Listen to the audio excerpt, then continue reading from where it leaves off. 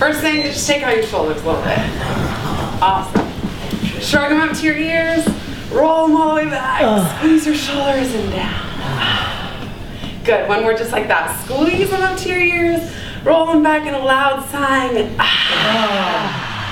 Good. Okay, now I want you to get active through your fingertips. Point them like laser beams down at the floor. And feel your spine lengthen. Good. Everyone looks so nice and tall.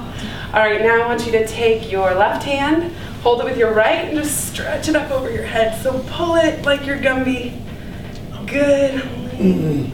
Switch sides, go the other way. Good. Okay, now make like you're gonna crack your knuckles, stretch up. Get a little back bend, some of us hunch over while we're sitting. Good. Now put it behind your neck and just lean in like a pillow and feel your hands stretch out the back of your neck. Pressing your shoulder blades together, closing your eyes. Breathe.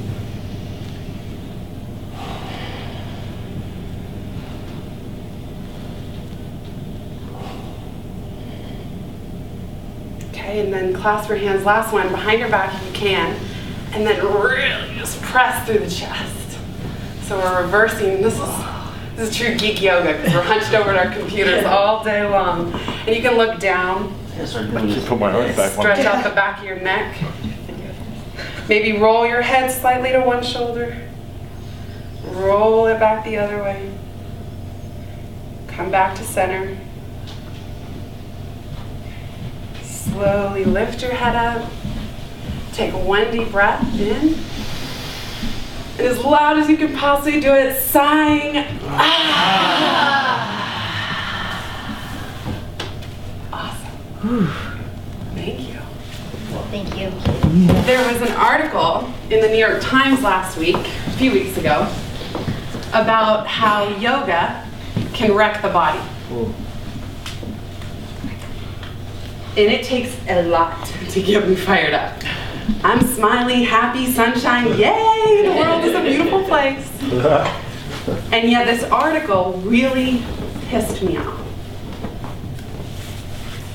Why? Because it hit a nerve for me. No yoga pun intended. I read it, and a lot of what they're saying is that the American way of doing yoga can be very aggressive and showy and overconfident. But the reporter, William Broad, made a statement that really hit me in a vulnerable place.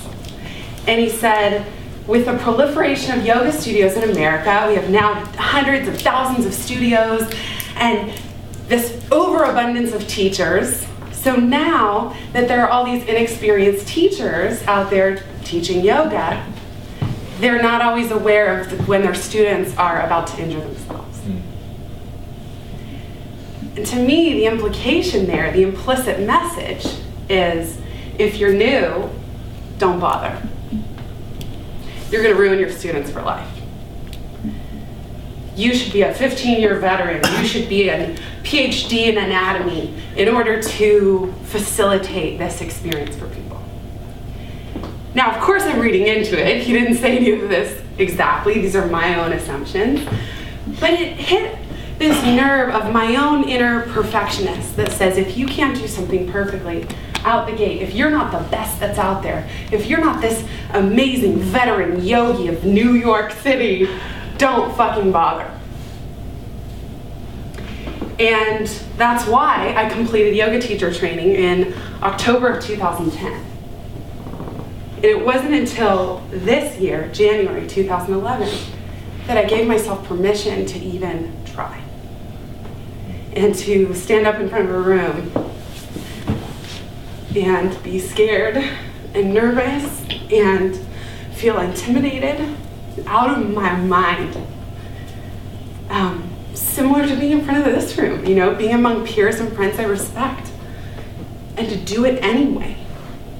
And so what I want to say to, you know, William Broad and veterans of the industry, whether it's blogging or speaking or publishing or yoga, is everybody starts somewhere.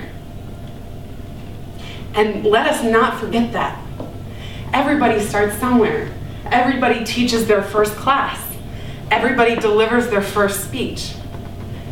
Everybody writes their first blog post, the first page of a book, the first word of the first paragraph of that book. And that's the only way that things happen in the world.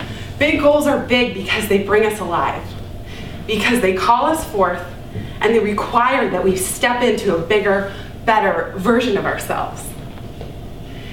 And that if we perpetuate a mentality that you've got to make it in order for us to let people in, to let newbies in to whatever community we're a part of, then no one's better off for that. And you know, for so long I was intimidated even going to yoga classes in New York that, God, these people are incredible, they're the best of the best. Who the hell am I to start teaching classes? And yet, that's a disservice, and it does not honor the fact that something is better than nothing. That for someone who's been hunched over a computer all day to come to class for an hour, even if I'm not the veteran of the veterans, there's so much value there. That in all of us sitting here, I don't even know if that was a minute.